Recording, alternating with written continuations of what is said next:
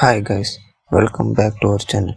ఈరోజు మనం చెప్పుకోబోయే హారర్ స్టోరీ ఏంటంటే, ఒక బిజినెస్ మ్యాన్ ఒక స్టాచ్యూని తన ఇంట్లోకి తెచ్చుకోగానే తనకి లక్ మొదలవుతుంది అనుకుంటాడు.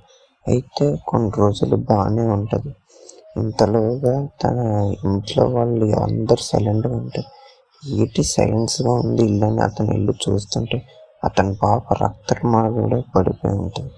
ఎవరు నా కూతుర్ని చంపారని అతను చూస్తుంటే వెనకాతల అతని స్టాచ్యూ అతని దగ్గరికి వచ్చి నేను ఇప్పుడు నిన్ను కూడా చంపుతానని చెప్పి అతన్ని చంపేస్తుంది.